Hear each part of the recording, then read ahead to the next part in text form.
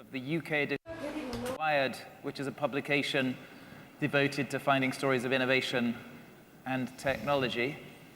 And I know we're competing for your attention against lots of other great sessions, so as a gift, I'm going to give you all free access to the Wired website.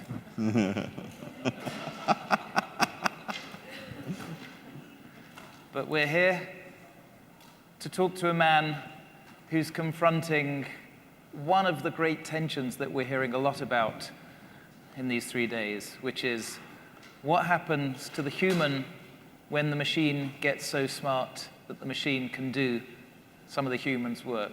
The session is titled Amplifying Human Potential, and we're going to examine in the next half hour exactly what lessons there are from a gigantic company called Infosys about automating processes, making the business more efficient, boosting shareholder value, but at the same time promoting the culture of talent inside the organization.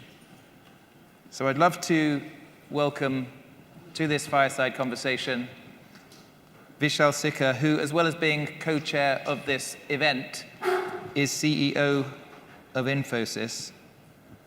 And Vishal has a fairly big job. So as well as 200,000 employees, each of whose names he has memorized, and revenue of more than $10 billion, he's also got 700,000 shareholders that he has to keep happy, which is kind of a big task. I just saved you the trouble of reading the 260-page annual report that Vishal's team just published. And just let me give you a couple of lines from that report, which will frame the conversation in which I would love to get your input. In the second half of this session, we would really welcome your questions, your insights. So Vishal, in your annual report, you wrote a letter to stakeholders in which you said you were charting a new path into higher value work that leverages automation and transcends it, where problem finding comes from our uniquely human ingenuity. You said Infosys was now embracing AI, becoming the masters and orchestrators of technology rather than its victims. Give us a sense of how you see the role of artificial intelligence in your vision of Infosys' future. Let's say it's at the heart of what we are dealing with, as you said, David. If you look at the world of IT services today, there is in Infosys, of the 200,000 people that you mentioned, vast majority are in our services organization. And so in that world, about, roughly speaking, 65% of the people produce about 55% of our revenue. And this revenue is growing slower than the company's revenue, and it is much less profitable than the company's profitability. Happens to be in areas like maintenance of systems, meaning running systems, operating systems, where people do the work of operating an existing business process or a system and so forth. And the other 35% work on transformation, building, and that part is growing massively. It is growing much faster than the company. It is much more profitable than the company's profitability. The 35% of the people, roughly 45% of revenue.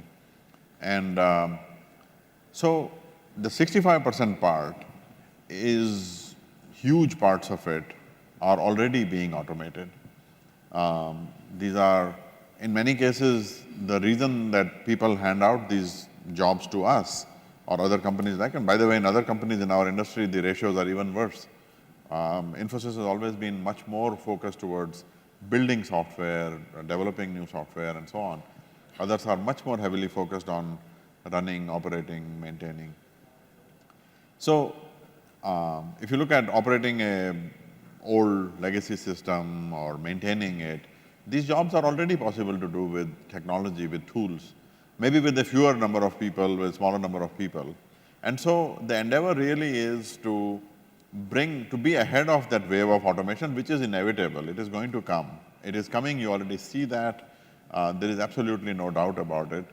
The challenge is to be ahead of that, to bring that automation proactively into the work that we do, to cannibalize our own work, to, instead of 100 people doing a complex project like this, get 50 people to do it together with software, or something like that.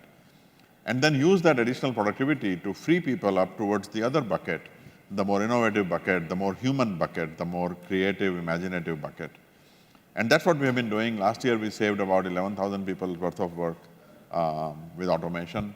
So let's clarify that. That wasn't firing 11,000 No, we people. did not fire a single person out of I think the way you described it in your editor's letter, in your CEO's letter in the document, is you eliminated 11,000 full-time employees' worth of effort. Yes. And repurposed those people into more valuable Yes. and rewarding tasks. Yes. So what sort of tasks have you eliminated? All these executing standard operating procedures, running a system, doing basic things around marshalling and unmarshalling data and connecting it and so forth. All of these things can be automated already. I'll give you one example. We had in a large insurance company that we serve, we have something like 700 people working on a project, and this task of identifying policy documents, and seeing what the exceptions are to the policy documents. Is there any rule that has changed, any grandfathering of a prior rule or something like this? There is a team of 1,000 people that does that work. And in a day and a half, one of our platform engineers, our AI platform engineers, was able to completely automate that work. Completely automate that work. I asked them, what is the accuracy of this? It was 100%. With 100% accuracy, the system is able to completely automatically do that work. So in essence, the 1,000 people's work is gone. Of those 1,000, 150 were from Infosys. So this is already happening. If we have to build that system, we have to create, so we have trained in parallel more than 10,000 people on AI technologies already, something like that. Because we want them to, on our AI technology as well as on other people's. Because we have to do that. And in some sense, what Infosys is seeing is an early microcosm of this bigger thing that we are talking about here in Dalian. We are seeing the effect of automation taking away the jobs. We are seeing the effect of new kinds of jobs which are very valuable. They are in scarcity. You know, Sebastian Thrun said recently, that the founder of Udacity, that the going rate for an autonomous car engineer is about $10 million. So which means that, and I asked him That's not a salary, that's acquiring them as you acquire a company. As you acquire a company. So like if otherwise we're all going to retrain, aren't we? Yeah. So this is exactly what I decided. I asked him a month ago if this he had said 7 or 8 months ago. So I asked him recently, has that changed? He said, not so far, Vishal. Apparently somebody bought a 40 engineer outfit for $500 million a few months ago. And he said, but they had 7,000 people sign up for the Udacity class on autonomous driving. And I asked our head of engineering, Sudeep, to train 5,000 people on autonomous driving technology. They came to me a month later and said, Vishal, we'll do 2,000, 5,000 is too many. But they are working on it. We built a test bed and autonomous golf cart that we built indigenously by ourselves with the help of a IIITD. It's an institution in Delhi which has AI expertise. And we have this golf cart running around in our campus in Mysore, and people are using that as a test bed to learn about it. So we'll have, in the next 12 months, we'll have 2,000 people who will know how to build autonomous driving technologies. Because every car company is going to be building autonomous car technology. Every single transportation company is going to need autonomous car engineers. And that is the big sort of duality of this, is that on the one hand, you have technology taking away these jobs, and on the other hand, the autonomous driving software is not falling from the skies, right? It is being written by people like us. And therefore, people who write the software, people who maintain that software, people who integrate that software, for the foreseeable future, those jobs, there is a tremendous scarcity of those jobs. And we have to focus on that. And in Infosys, we are fortunate that we have the ability to train people. We have such a massive training infrastructure, and most countries, most companies don't have that, and therein lies the fundamental issue is, we all know that training is the solution, but how do we get there? So for people who don't know Infosys well, you're operating in more than 50 countries, a technology company, but also a technology services company with those 200,000 human beings. Trouble with human beings is they get a bit scared at this moment of transition, and they see their job being taken by the machine. When you told those 11,000 people that you're going to find something else for them to do, how much resistance did you meet? The youngsters don't resist. The youngsters love it because they love the opportunity to work on new things, to come up with innovative ideas. So if you look at the 200,000 people, vast majority of these are very young. They're below 30. The average age of the company is 27 and a half. The project managers that I mentioned, these are about 31 years old on average. So there is the resistance comes from the more senior folks, the older folks, people who have been around for a long time, who don't want to let go. And there is a famous, troubling but famous narrative of these monkeys. There is a particular tribe of monkeys that is fond of a particular type of a nut, the lychee nut. And what happens is, these hunters who look for these monkeys, they set up traps. They set up little bottles like this with narrow necks, and they put the lychee nut inside the bottle. And the monkey puts their hand inside the bottle, grabs the nut, and a little while later they just walk by and they pick them up because the bottles are too heavy. So they know that if they just release the nut, they could get their hand out, but they don't do that. So basically we are all monkeys with nuts in our hands. As more and more of your team's tasks can be automated, how big in terms of people do you think the company will be in maybe 10 years? Back when I started, I did a little model of various techniques, amplifying people, and how that could look like, and moving further ahead on the curve towards the next generation technologies and so forth. And my sense is that we could double our size, continuing to improve profitability, because that's one other consequence of this is, as I mentioned, in the commoditizing areas, there is a tremendous pricing pressure. Because when the automobiles are on the horizon, then the horse carts start to become very cheap. And my sense was that right now we are at about, when I started, we were at $50,000 revenue per employee. Today we are at $51,700. And so my sense was that we can get this up to $80,000. Wow.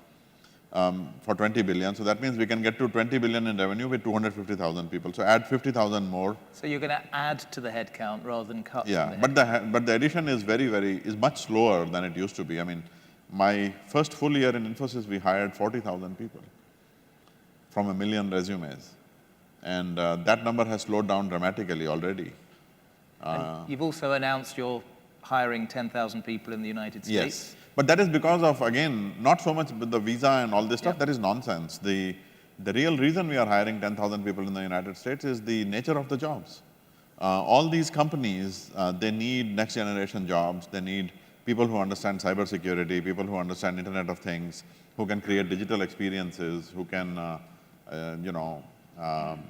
build the future. And that building the future is as much about understanding these technologies and getting people who have those skills. But it is also about new ways of working, design thinking, and co-creating, sitting together in a room, like the makerspace that we have up there. And so you need people locally, people who understand the context. If you are trying to imagine what a Swiss insurance company's customers, what kind of an experience they want versus what kind of an experience is to be provided to somebody, building coffee mugs in Peru. You need people who understand things locally, culturally. So locality is going to be a big part of the workplace of the future. The trust, the confidence, the co-creation ability, augmented by global talent sitting in India or the Philippines or China or wherever. So that's why we are hiring them. So when I started, we did a pilot program to hire 2,000 people locally within the United States. That went extremely well.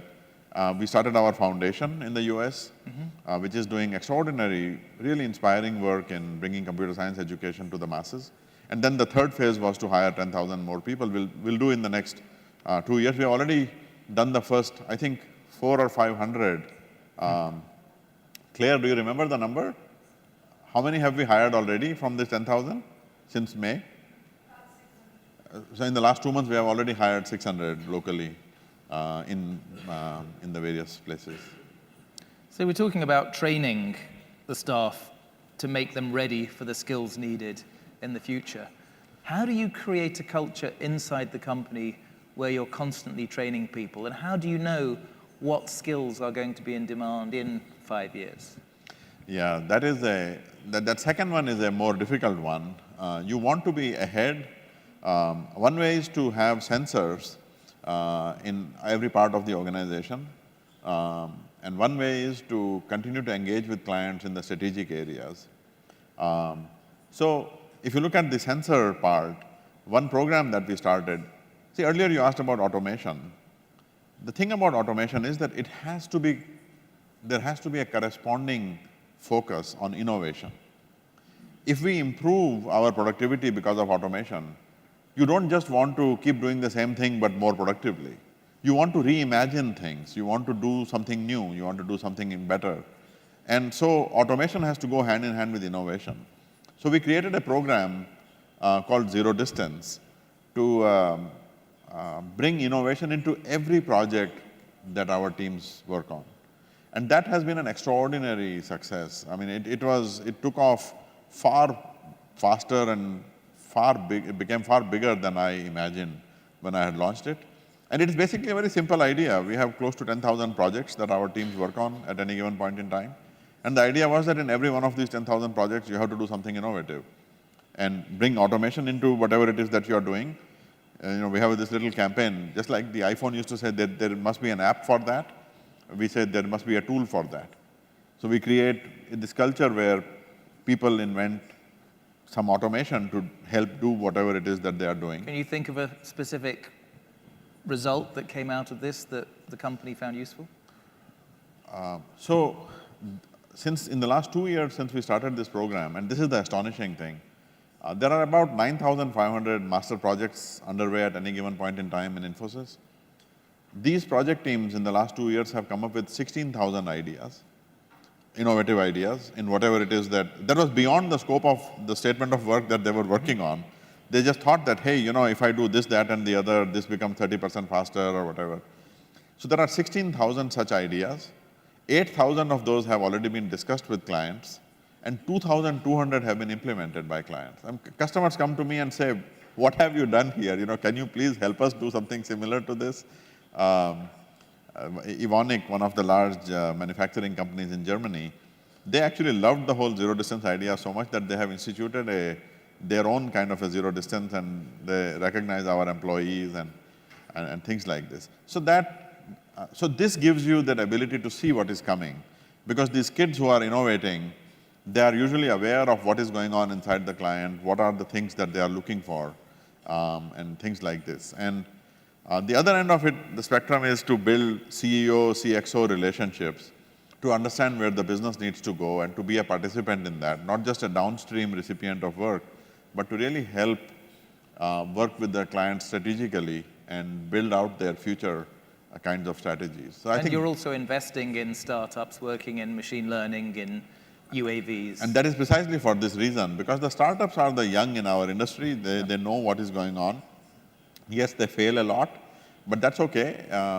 So we have done 12 or so startup investments, and we have started to, in the last couple of quarters, we have started to bring startups to our clients, precisely for this reason, to get acquainted to what they are working on, and even more importantly, how they are working these days, how the startups work. You want to be, typically in the past, people used to outsource to companies like ours, and they used to outsource because they were themselves not able to do that part of the business anymore in a viable manner. So imagine, being a downstream recipient of a work that the client themselves gave up on. And I looked at that and I said, well, that's not very exciting. We have to get ahead with the young, where the future is going to be. So that's why working with startups is another part of that. So Vishal, you have been in AI long before it was sexy. You did a PhD at Stanford specializing in the smart machine. You studied under people like Marvin Minsky. Based on your collective knowledge and also combining that with the responsibility of running a very big kind of multinational business, where do you see the various AIs having the greatest impact in people's businesses over the next 5 to 10 years? We are still scratching the surface on that. So see, when we think about AI, there are two simultaneous truths, and I will say this, that it is true, we can empirically verify this. One is that there have been really breathtaking applications that we have found. Last month, the OpenAI kids showed a robot that can learn to make an omelette by watching a video of somebody making an omelette. So this is not teaching a robot to make an omelette. This is a robot learning to make an omelette by watching a video. So this is an amazing achievement. So similarly, Google just launched a multi-expertise deep learning system where you learn many different techniques in different parts of the network. And so there have been really great advances in some parts of the world. And I think that my friend Stuart Russell calls them the 1-second tasks. These are tasks that people perform in less than 1 second. And arguably, machines are already better at it than we are on these 1-second tasks. I bet that a deep learning system could recognize that this is a fake. We tried this, many different interesting examples at classification, at fraud detection, at risk detection, at identifying images or objects and so forth. Already we have systems that have been built by Baidu here in China, by Google and others that are better than human level efficiency. So are you saying that every company here is going to be transformed? Oh yeah. So the implication of this part of AI development is that in thousands of domains, there are going to be breakthrough applications, which will have job displacing effects. But people have to imagine the applications of it. People have to imagine what can you do with this technology, and that is going to create a tremendous amount of opportunity. We did our own in our AI platform. We launched it in April of last year, and originally the idea was to apply that to IT, and because there are many parts of IT that can be improved with AI. But within 4 or 5 months, we realized our clients used to tell us the number of business applications, not just in IT, were far more, and they were far more impactful in understanding customer behavior, in fraud detection, in understanding contracts and legal documents and this kind of a thing. So we enhanced the work, we added many more components to it, and this new platform, we call it NIA. And 2/3 of the scenarios that we have deployed are in business applications, and 1/3 are in IT applications. So I think that over the next few years, you will see some of these new applications of these technologies emerge, which are going to be extraordinary. But at the same time, compared to when I was studying AI back in the early 90s, the more complex forms of intelligence are still, we are not even close to those yet. So we have this 1-second task excellence, but we don't yet have more sophisticated kinds of reasoning or understanding contexts and common sense, doing behavioral. I mean, there is a test that you can try. A friend of mine, Doug Leonard, recently told me this. If you ask any of the search engines or the voice assistants how tall was the President of the United States when John F. Kennedy was born? And none of the search engines obviously knows the answer to this question, even though they know the answer to the 3 sub-questions that are underneath that. The president was, I think it was Herbert Hoover or somebody, and what was the height of Herbert Hoover, and all 3 questions are known to them, but they cannot combine them like any 7-year-old or 8-year-old can. So we are still quite far from what Marvin Minsky used to call the society of mind. But nonetheless, with what we have and what is coming, there are still going to be some extraordinary applications of it. So we have some very smart people in the room who are never going to be replaced by the machine. And I think it's important to give the humans a chance to talk to other humans. You could use your neural implants or even just put your hand up. You've got a man here who's ignoring his 200,000 employees and 700,000 shareholders to answer anything you throw at him, which is a very rare When you put privilege. it that way. So if anybody has a question or think about a question, I think what's interesting to me is this is actually more optimistic than I thought it was going to be. You talk about the AI to amplify the potential of Infosys' people, not to replace them. There's a gentleman here. Just tell us very briefly who you are, and the only rule is your question must have a question mark. Sure. My name is Andrea Bandelli. I'm the director of Science Gallery International. No, my question is very simple. Creativity seems to be the key to preserve and create new jobs. So how do you instill creativity in your company at all levels? Well, when David mentioned this, that your question should have a question mark in the end, there is a very deep point there, and my own experience in my life shaped that point. First of all, we are all born creative. If you talk to any 4-year-old in any part of the world, no matter what race, what religion, what nationality, what geography, what sex, they are curious. They drive you crazy with their whys. And somehow, by the time they are 8 or 9 years old, our educational system has sort of driven that curiosity out of them by beating them down with homeworks and other structured nonsense.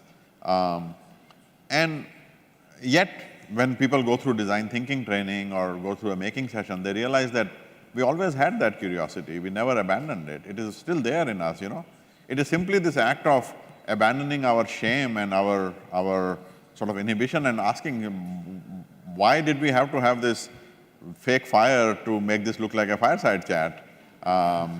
And what the hell is a fireside chat anyway? I mean, I bet half of you walked into this thing saying, what is the story with this fake fire? But nobody asked, and Fake questions, too. So, I mean, the design thinking is one methodology, if you will, quote-unquote methodology, for reinstilling the sense of curiosity and creativity. So the question asking is interesting because I think you've said that you want the company to move from solving the defined problems to finding the unknown problems. Not to solving them, but to finding them. See, that is, when I started my PhD, I went to speak to my advisor, and I asked him, what do you want me to work on? And he said, I have no idea. And that was a shock to me, that I said, what? You're supposed to give me a problem. He says, no, you find your own problem.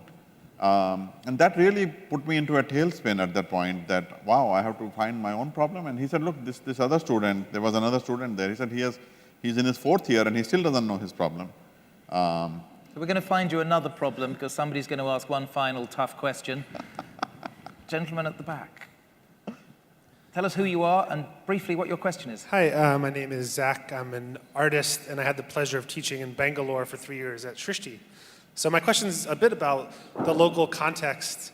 When I see autonomous vehicles and I think about the streets of Bangalore, it's a very different question than wide boulevards in a Western planned city. So how do you think about, you said a bit about cultural context of employees, but how do you think about cultural context with these new technologies, especially, I guess, in your own backyard, when you think about the water challenges of Bangalore or traffic? How do you, at the sort of a top level, position these questions and find good and interesting problems You have that are 30 different across seconds. cultures? The truthful answer is I don't.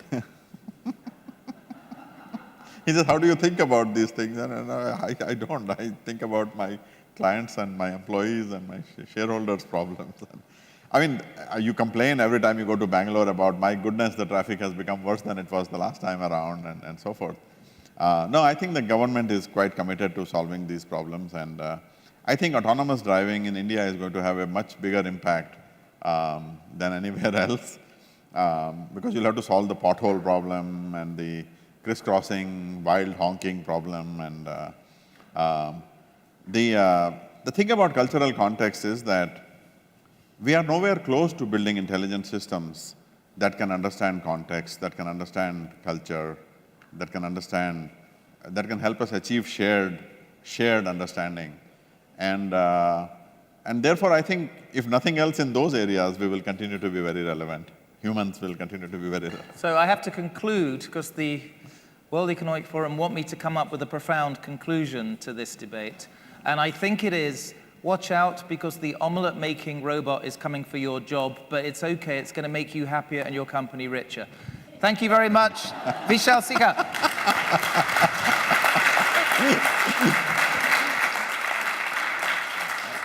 And for the foreseeable future, it will not have known that it just made an omelette for you. Thank you.